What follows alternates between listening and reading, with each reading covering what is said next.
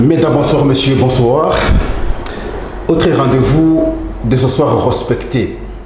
Parce que vous savez que c'est ici qu'on réfléchit. En tout cas, pas ailleurs, c'est ici. Vous voulez suivre les débats citoyens, c'est ici. Vous voulez comprendre le fonctionnement du pays, c'est ici. Vous voulez savoir ce qui se passe dans votre pays, c'est ici. Et vous voulez savoir le comportement de l'homme politique, c'est ici que vous allez savoir. Et aussi, la souffrance de la population, si vous voulez comprendre comment les Congolais souffrent, c'est ici. Et c'est comme ça que, à chaque fois, nous recevons les acteurs, pratiquement chaque jour. 20h30, l'émission commence, pendant 45 minutes au moins. 22h30, la première rediffusion. 7h30, la deuxième rediffusion. 12h30, la troisième rediffusion. Et 17h, la quatrième rediffusion. 20h30, on reprend la diffusion. C'est ici, pas ailleurs. Nous recevons les politiques. Nous recevons les acteurs sociaux ou les acteurs de développement. Nous recevons substantiellement les Congolais parce qu'ils doivent parler leur pays. Ce soir, nous recevons pour vous Norbert Yamba Choukou, écrivain et conférencier, cadre de l'UDPS, président de la Nouvelle Vision panafricaine. Il est consultant et coach international en développement personnel. C'est avec lui que nous allons échanger ce soir. Norbert Yamba, bonsoir. Bonsoir, merci pour l'invitation. Un peu plus longtemps, on n'a pas été ensemble. Hein? C'est vrai qu'il fallait que vous m'appeliez pour que je sois. Et voilà, au moins je vous suis, à travers certaines chaînes aussi. Je me dis, mais il ne change pas. Il reste le même. Toujours en profondeur. Eh bien, voilà, donc c'est une question de conviction. On n'a pas pris les trains en cours de route. On a une boussole et nous connaissons la destination. Et tant qu'on n'y est pas encore arrivé, on ne va pas se fatiguer. On va continuer à bosser pour que notre peuple trouve son compte. Parce que le savoir, j'allais dire le savoir-faire, a beaucoup manqué à notre peuple. Du moins à l'élite politique. Il faut travailler de telle sorte que nous puissions révolutionner les affaires publiques de manière que cela se retentisse sur l'ensemble de nos concitoyens. Voilà l'objectif de notre combat. Je dois vous avouer, je comprends que le pays ne manque pas des intelligences. Mais il y a un problème. C'est le problème de la sélection qui se pose dans ce pays.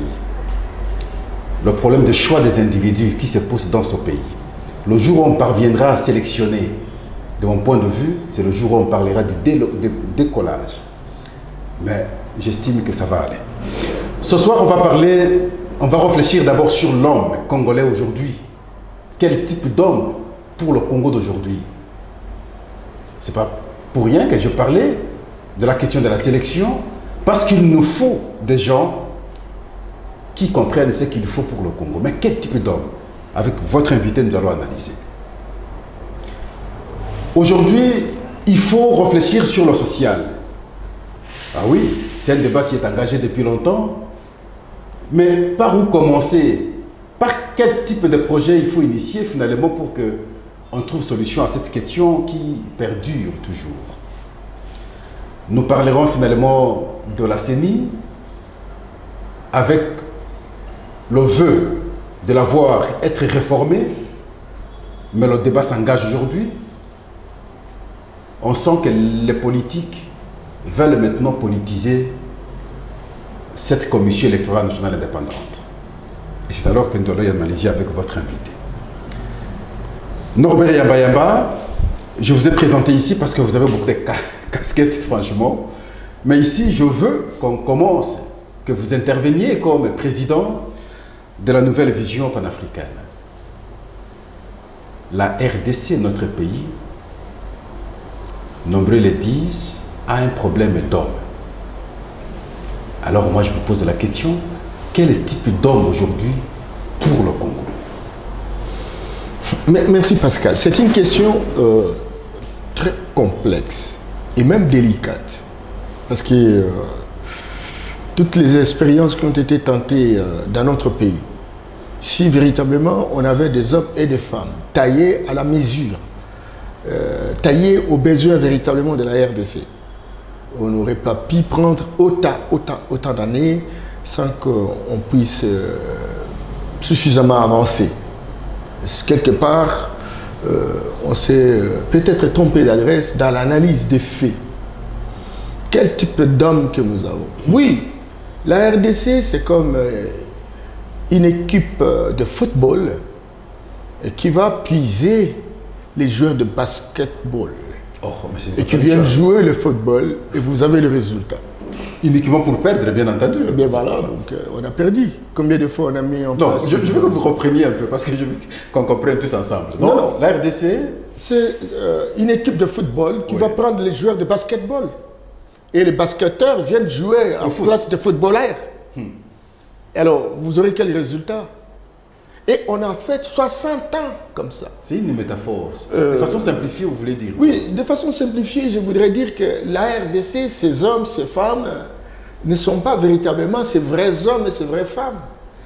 Parce qu'ils ont été désarticulés, ils ont été désintégrés par rapport aux besoins de la RDC. On commence d'abord par la religion, qui est venue inhiber notre capacité de créativité, d'imagination, qui est venu inhiber notre génie propre, qui est venu inhiber notre capacité d'invention pour que tout ce que Dieu nous a donné puisse être à notre service.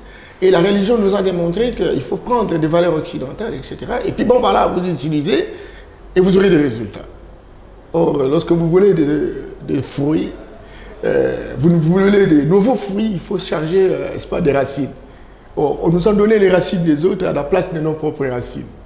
Et voilà où est-ce qu'on en est. On est complètement dépaysé. On ne peut pas prendre, on n'a pas les caractères pour transformer. La RDC a été victime de son éducation. L'éducation d'antan, qui est une éducation de nos ancêtres, c'était une éducation qui a fait la puissance de l'Afrique 3500 ans avant l'ère chrétienne. Nous avons vécu comme puissance militaire, puissance politique, puissance économique, puissance culturelle. La médecine, la RDC, il est dans la configuration des jardins d'Éden. Voilà. Mais maintenant, aujourd'hui, nous n'avons plus ces capacités-là.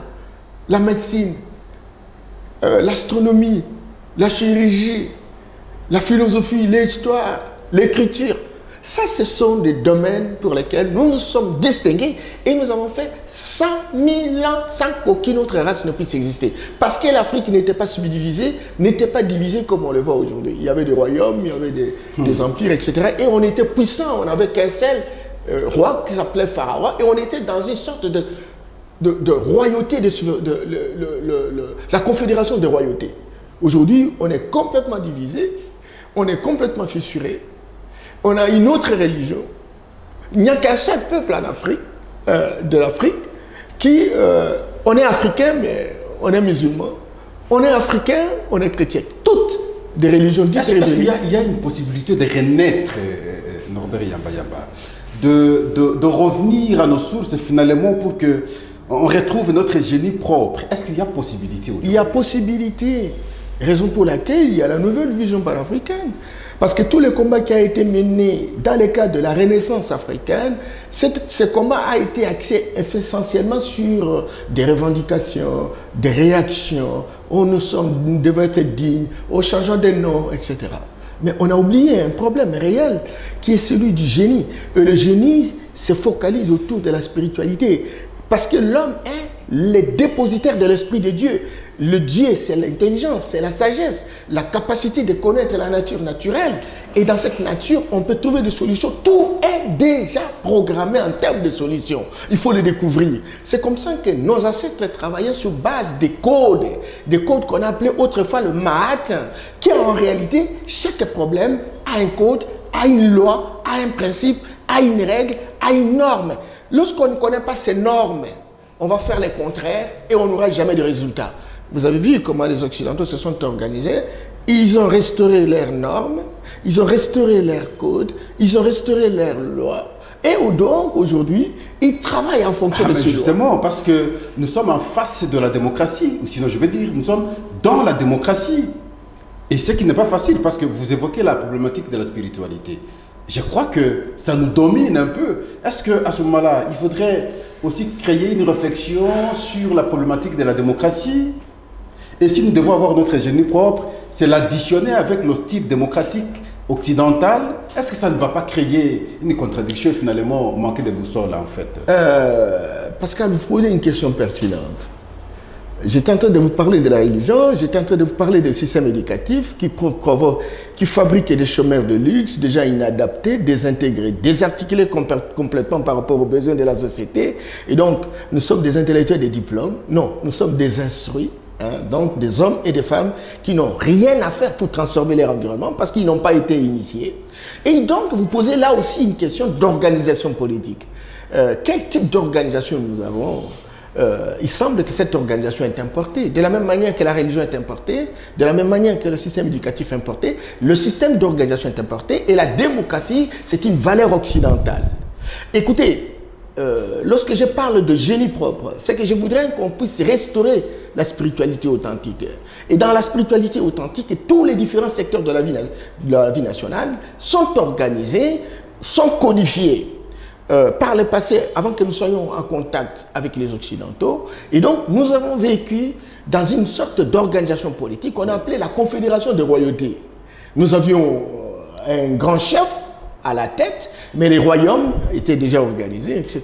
Et donc, il y a eu une répartition de compétences entre la Confédération et les différentes entités.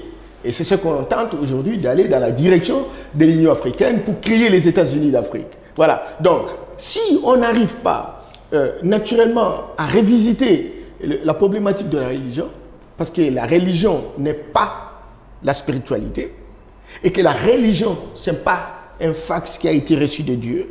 La religion, c'est une organisation humaine qui a des dogmes, et ces dogmes sont fondés par, n'est-ce pas, des hommes qui ont leurs intérêts, qui ont leurs opinions, et qui avaient leurs ambitions. Et donc, nous, on nous a mené cette religion, et comme c'était une confrontation des rapports de force entre ceux qui se sont rencontrés, et donc, cette religion a pris la suprématie pour inhiber notre spiritualité, parce que les inventions, la créativité, l'imagination, pour que tout ce que Dieu nous a donné en termes de ressources naturelles, nous puissions les transformer, mais il faut des idées, il faut des technologies, il faut des sciences. Or, les sciences se retrouvent dans la spiritualité, et la spiritualité signifie l'esprit. Et l'esprit signifie que nous, les hommes, nous sommes les dépositaires de l'esprit de Dieu. Et Dieu, c'est le premier ancêtre que nous avons, qui est censé véritablement avoir l'intelligence universelle infinie. Voilà. Et donc, nous avons tout perdu simplement parce qu'il y a un groupe de personnes qui est arrivé et qui croient véritablement avoir l'idéal civilisationnel. Alors, tout ce que nous avions comme patrimoine à l'époque, comment on a construit des pyramides, comment on a construit des momies, comment les Maliens à 1200 devraient faire des expéditions vers l'Amérique avant Christophe Colomb. Ils sont allés avec quel bateau? Comment on a construit ça? Comment on sait que dans tel palmier, il y a le vin de palme? Mais qui a dit ça? Qui a découvert ça? Comment on peut aller en forêt? On voudrait construire une maison en toiture. On dit telle feuille correspond, telle feuille ne correspond pas. Qui a donné ce génie? Comment on est arrivé à voir le feu? Le feu. On n'avait pas encore des allumettes. Les Occidentaux n'étaient pas encore là. Ce qui nous a manqué, c'est que non seulement on a inhibé notre capacité de créativité, mais on n'a pas réussi véritablement avoir des hommes et des femmes qui avaient le caractère de théoriser ce que nous avons comme potentialité humaine. Par exemple, le vin de palme. On peut, au travers le vin de palme qu'on tire, fabriquer, par exemple, une technologie qui nous produise de la boisson, etc. Bon, nous avons, par exemple, des hommes, il dit, je vais aller, par exemple, à Matadi. Il crie seulement, il va à Matadi et il rentre. Et alors, personne ne comptabilise cette énergie. Personne ne théorise cette énergie, personne ne modernise. À ce moment-là, on aurait des alternatives pour résoudre les problèmes. Mais on n'est pas là. Et tout a été diabolisé par la religion pour dire, si tu arrives de faire ça, c'est que tu es sorcier. Ah oui, mais maintenant, la question reste posée. Mais comment revenir maintenant à la source pour que finalement, Mobutu l'a tenté lorsqu'il parlait même de l'authenticité. Il avait peut-être pratiquement la même vision. Comment revenir à la source pour qu'on reparte avec nos acquis naturels pour réformer peut-être et voir comment les adapter avec ce que les autres nous ont apporté. Tout à fait, Mobutu a tenté, bon, c'était une réaction normale, mais il n'a pas monté un schéma opératoire. Donc, ben, il a travaillé, du moins dans son contexte, c'était de restaurer la dignité de l'homme noir, de l'homme africain, etc.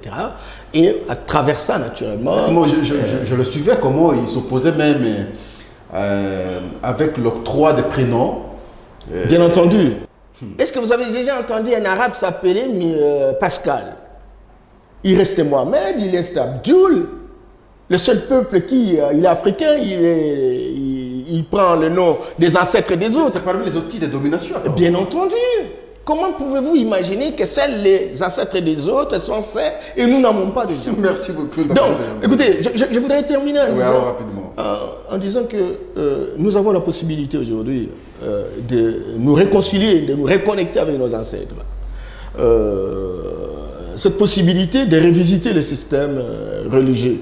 Cheikh Anta Diop avait dit à son temps que lui-même, qui était musulman à l'époque, etc., il a dit il faut qu'à un moment donné, qu'il y ait un congrès écuménique parrainé par les panafricanistes qui financerait même ce congrès et qui regrouperait, n'est-ce pas, les différentes religions, les grands mouvements religieux en Afrique, etc. et qui finalement mettront en place ce qu'on appelle des modus vivendi, j'allais dire des dogmes, des pratiques, des usages. Ça, on en a besoin. On a aussi besoin, comme l'a fait les Béninois, j'allais dire Yahi Boni, et même adopté aujourd'hui par Patrick Talon, etc., où on réserve toute une journée, où la journée des ancêtres, en Europe il y en a, en Amérique il y en a, pour eux.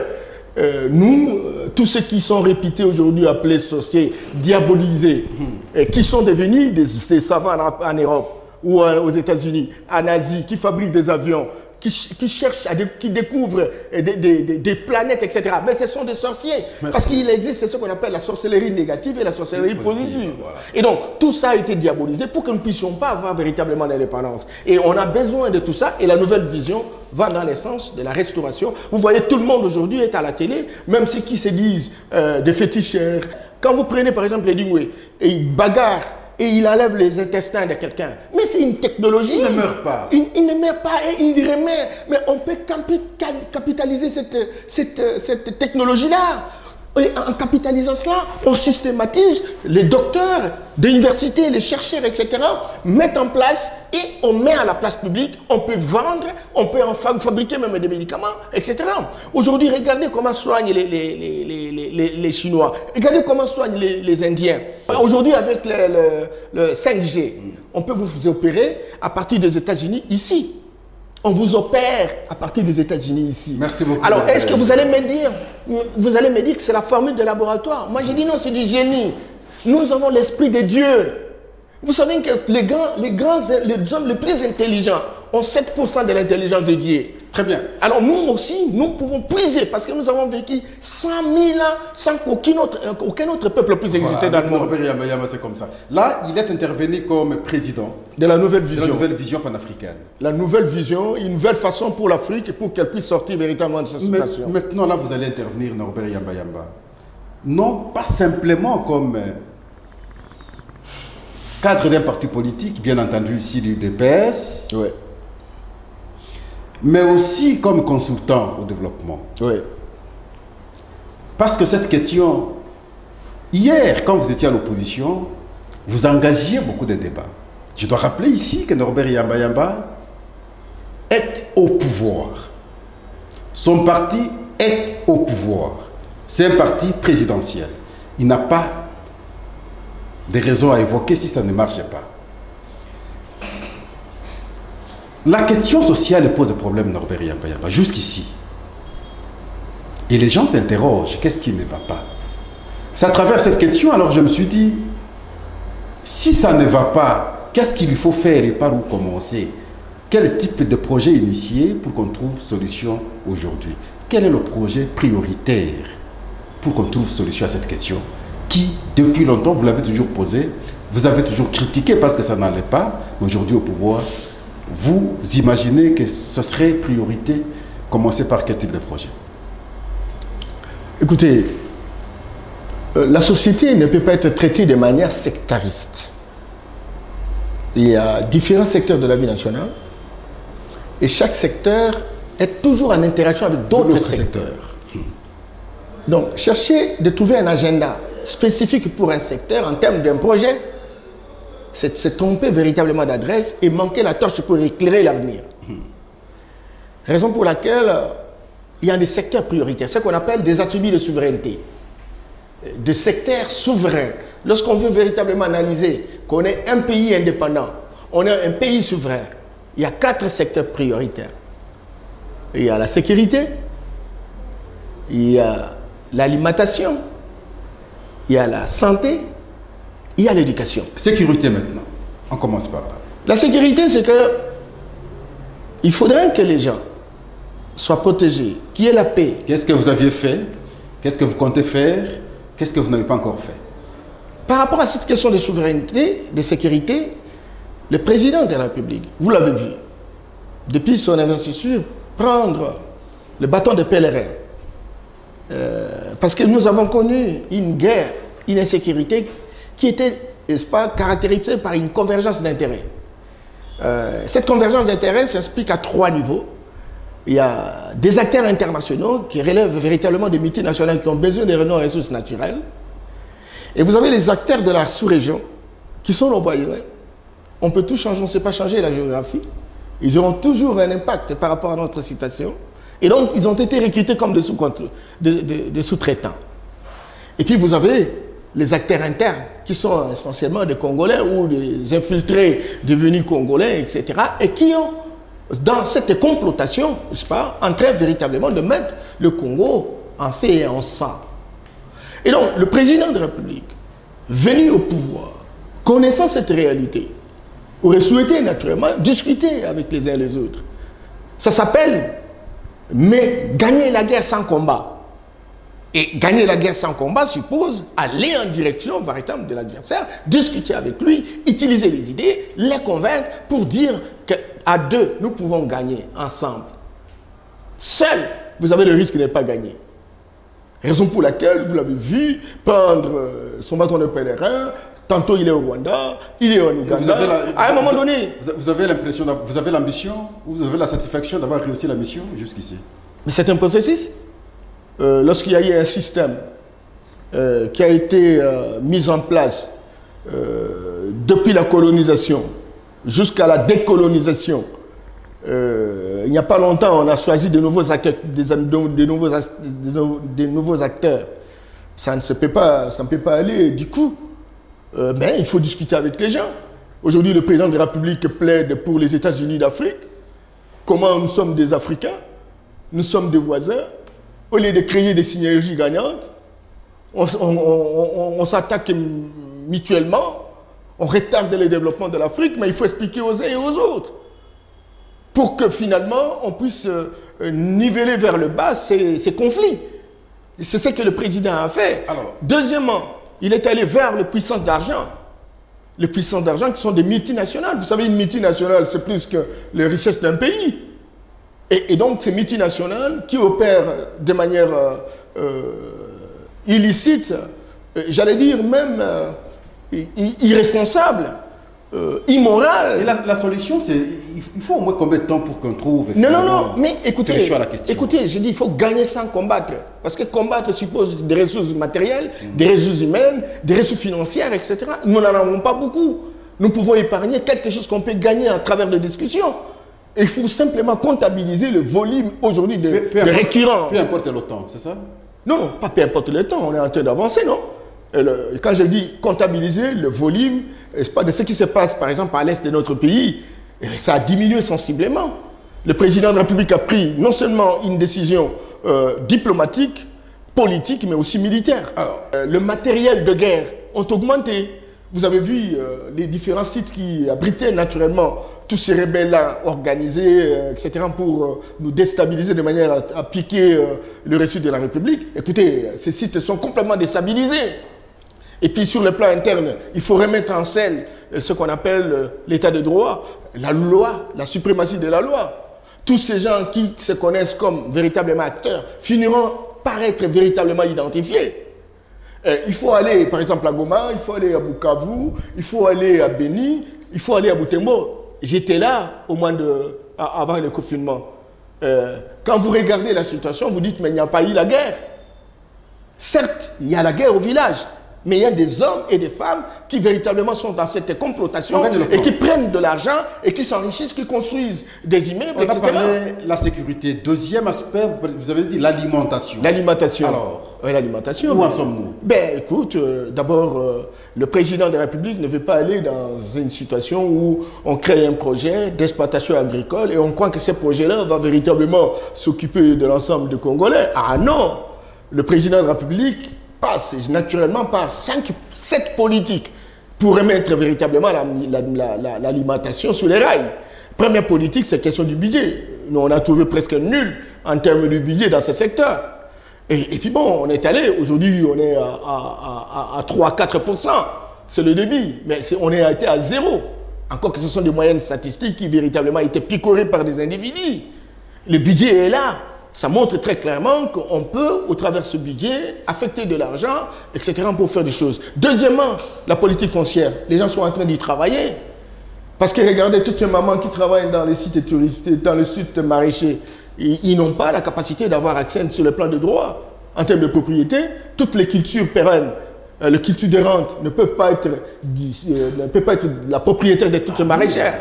Mais excusez que j'ai... L'impact... Je suis en train d'expliquer, s'il vous plaît. Et donc, on a pris ces mesures-là. On est en train de rectifier même la loi foncière par rapport à ça. Pour qu'il y ait, n'est-ce pas, des domaines qui sont confiés à des hommes et des femmes qui sont capables de pouvoir exploiter, etc. Encore qu'il faut le crédit. Dans nos milieux ruraux, il a existé ce qu'on appelait des coopératives de panier de crédit. Tout ça, ça n'existe pas. Et le président dit qu'il faut restaurer, n'est-ce pas, le crédit au travers de la création, par exemple, d'une banque de développement rural. En tout cas, il faut créer un fonds de garantie, justement pour booster les entrepreneurs potentiels, etc., qui ont des projets bancables qui peuvent être financés. J'étais à Matadi il n'y a pas 2 jours, mais j'ai vu des fouilles. J'ai vu de toutes sortes de fouilles, même pas une petite usine de transformation de fouilles, rien du tout. Et le président dit, jeunes Congolais, vous qui avez véritablement des projets bancables, vous qui avez des choses à présenter, venez, présentez-nous. Si vous estimez que ce projet est rentable, il y aura une équipe qui va analyser, vous aurez l'argent et vous allez vous installer. Le président dit, tous ces agronomes qui terminent dans les universités, qui sont des agronomes, que ce soit dans les instituts supérieurs de développement rural, vous êtes des candidats potentiels à l'acquisition de crédits. Écoutez, si vous avez un projet et que vous pouvez vous installer, on va vous faciliter la possibilité d'avoir, n'est-ce pas, les concessions pour faire véritablement vos exploitations agricoles. Il n'y a pas que ça. Et il y a la commercialisation. On va vendre où? Mais alors, ça sont des intentions apparemment. Non, ce sont des politiques, mon frère. Mais pragmatiser pour que les Congolais sentent le changement. Les routes. Nous avons 80 000 km. 88. Avec des mais voilà. Donc, on a 88 000 km de routes de dessert agricole.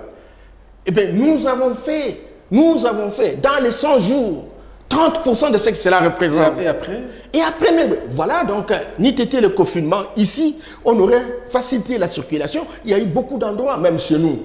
Vous savez, on a construit tout un pont. Il y a un pont maintenant, là, parce que les gens ne pouvaient pas traverser. Comment on peut faire circuler s'il n'y a pas de pont? Comment on peut circuler s'il n'y a pas de bac? Comment on peut circuler s'il n'y a pas de société d'aviation? Le président a commandé, vous savez, 8 avions, 9, pas de bilocos. Ce n'est pas encore arrivé. Eh bien, ce n'est pas encore arrivé, mais il faut commencer. Et si on ne commence pas, on ne commencera jamais. Ne cherchez pas des solutions mathématiques ou magiques. C'est tout un processus. Il faut un agenda stratégique. Et c'est sur base de cet agenda, on programme dans les 5 ans. En disant, aujourd'hui, voilà le projet. Voilà, en 2e année, 3e année. Le comble pour le Congolais, c'est qu'on est trop pressé. Et quand on est pressé, on ne peut pas avoir de résultats. Et donc, il faut tenir compte du chronogramme qui a été élaboré. Et puis, la santé. Vous avez su, Combien d'hôpitaux qui ont été réfectionnés? Même à Mamayomou ici. Excusez Norbert Yabal, ne soyez pas aussi comme faisaient ceux qui vous ont précédé hier. On a construit des hôpitaux à travers le pays, mais quand vous sillonnez dans des territoires, on ne trouve pas les hôpitaux. On a construit pratiquement une école dans chaque territoire. Lorsque vous y allez, il n'y a pas d'école. Est-ce que vous êtes sûr réellement qu'on a réfectionné autant d'hôpitaux depuis que vous êtes au pouvoir aujourd'hui, à travers le pays? Commençons par l'hôpital de Kinshasa. Il y a eu incendie et tout a été brûlé. Non seulement on a remis ce qui était avant, mais on a construit un étage de plus. Allez, vous allez voir, c'est pas à l'hôpital de Kinshasa, c'est à Mamayem. Allez à Mokengeli. J'ai eu mon fils qui est actuellement au Japon, qui a étudié là-bas. Aujourd'hui, c'est une complexe scolaire. C'est comme j'ai vu l'université de Kinshasa aussi changer de l'université de Kinshasa, regardez ces bâtiments. Ça fait combien de temps, mon cher ami? Et puis on est dans une année avec un petit projet de 100 jours qui représente 492 millions de dollars. Et 70 de mis de côté, c'est 420. Et on a utilisé simplement 60%. 344 millions. Regardez le seul mouton, ça représente combien? Les gens, certes, critiquent qu'il y a eu un procès, etc. par rapport aux maisons préfabriquées. Mais il y en a combien? Il faut aussi vérifier le matériel. C'est que quelque part, même s'il y a eu des détournements, dans l'état de droit, rétablir véritablement la responsabilité, établir la responsabilité. Mais il y a eu des choses. 210 maisons construites au Kanchachi. Mais écoutez, vous voulez faire quoi? Moi, je connais la situation du Sénégal. Abdoulaye Wade, qui était un président réputé, bâtisseur, il a construit pendant 12 ans 6 sautes-moutons. Et il est reconnu comme le plus grand bâtisseur du Sénégal. Et le président Kabila, dans 18 ans, et si on peut considérer le petit pont de Matété, avec nos qualités, bien entendu, je me suis beaucoup. Je me suis beaucoup. C'est pendant 12 ans, pendant 18 ans. Et le président Félix vient. Dans une année, il en fait 9. S'il vous plaît. Et dans un projet qui n'atteint pas 1 milliard de dollars. Moins de 500 millions de dollars. Dis mes Congolais, sincèrement, on a tout perdu, quoi. On a tout perdu, on se plaint. Et puis, il n'y a pas que ça. Vous êtes allés à Mokengeli. Vous avez vu ça? Donc, nous, on ne peut pas dire qu'on a fait on a prévu 1000 écoles. Mais on est en train de dire non, non. Oui, mais bientôt, il y a une différence. Prenons Kinshasa par exemple. Bientôt, il y aura des pluies. C'est là où on comprend si ça va ou ça ne va pas.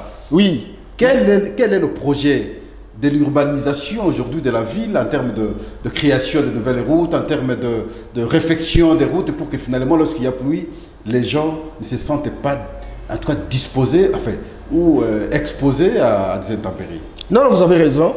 Vous avez raison, mais quand on est venu, il y a eu des urgences dans la ville de Kinshasa. En tout cas, il y a eu 7 grandes avenues. Vous avez Bokassa qui est resté pendant 15 ans comme ça. Personne ici ne pouvait passer par là, etc. Vous avez l'avenue de l'université qui, avec des surestimations, mais qui n'a jamais donné de solution. Vous avez l'avenue du tourisme. Vous avez l'avenue Kulumba. Voilà, donc, même au niveau de Kinsuka, etc. Donc, on a fait quelque chose. Maintenant, le projet des 100 jours qui était piloté par le président, dont on reproche aujourd'hui, a fini par être confié au gouvernement de la République, qui est le gouvernement Ilunga, depuis novembre. C'est là où il y a blocage. Et c'est là qu'on a mis en place ces 15 piliers. Et c'est donc le ministre de ces différents gouvernements qui doivent dire, au regard, par exemple, comme vous l'avez dit, urbanisation. Qu'est-ce que dit le ministre de l'urbanisme et habitat? Alors maintenant, au niveau de l'environnement, que dit le ministre de l'environnement? Au niveau, par exemple, d'un tel ou tel secteur, etc. On attend ce ministre-là. Les gens ont tendance à poser la question au président de la République, c'est comme si c'est lui qui s'occupait de l'exécution. Oui, on a défini les différents piliers. Mais écoutez, qu'est-ce que les ministres font dans tous ces bureaux climatisés? C'est ça aussi. Alors maintenant, par le passé, vous voyez Kabila accepter qu'aujourd'hui, que les gens voient directement Félix aussi. Il y a une différence. Ouais. Il y a une différence, c'est près. Le président Kabila avait véritablement sa majorité et il avait la possibilité de s'imposer surtout. De s'imposer. Parce que c'est lui qui était le pourvoyeur du pouvoir et des postes. Tu vois? Et donc, le président Tshisekedi est dans une approche très dialogale où vous avez des hommes qui ont été formés dans un système, qui ont été moulés dans un système et qui ont difficile à faire un déménagement vers un autre système. Et par rapport à ça, moi je pense, au regard des ambitions même de ceux qui ont passé dans l'autre système, etc., qui, tendance générale, c'est qu'il ne faut pas permettre à Tshisekedi de faire mieux parce qu'il risque de revenir en 2023. Tous ces éléments faisant combine retardent naturellement l'engouement et la détermination vers la matérialisation physique de ce que représente tout ce qu'on on met en place comme projet. Mais il faut avoir de l'intelligence politique, comme le fait véritablement le président de la République, pour discuter, convertir et avancer. Si minime soit-il, mais il faut comptabiliser ces évolutions positives. Bon, écoutez, on n'est que dans une année et demie, nous croyons que en ayant 2 ans ou 2 ans et demi, la nouvelle culture va se cristalliser et le nouveau système devra fonctionner de manière automatique. Donc pour Norbert Yamba, une année, en fait, quelques mois déjà au pouvoir, vous estimez que beaucoup a été fait? Non, on a fait... On est dans un bon élan, c'est ça? Bien entendu, mais il faut comptabiliser ça, 5 ans. Alors quand vous prenez par exemple, et c'est ça justement la culture statistique qu'on doit pouvoir imposer dans les chefs de la culture politique congolaise. Faisons les statistiques. Si dans une année on a réalisé 9, n'est-ce pas, saute-mouton. Qui ne sont toujours pas terminés. Hein. Non, mais ce ne sont pas tout terminé. Bon, prenons même ceux qui sont terminés. C'est que préjudicier derrière beaucoup de Congolais. Comment ça? On a même dit qu'on n'aurait pas dû commencer par là parce que apparemment ce n'est pas la première priorité, même si on aura fait, mais ça ne terminerait pas les embouteillages. L'argent qu'on a pu débourser, on aurait dû désengorger les petites avenues, ce serait encore plus avantageux pour la population que de construire des autres moutons. Bien entendu, on peut tout dire, hein, on peut tout dire, vous savez, parce que vous avez vos priorités, hein, vous êtes de la presse. Hein. Pour vous, la priorité, c'est que, bon, voilà, il y a la loi de la dépénalisation, etc., de la presse, etc. Pour moi qui suis consultant, j'ai envie véritablement qu'il y ait un environnement favorable à l'émergence des cabinets de consultance, etc.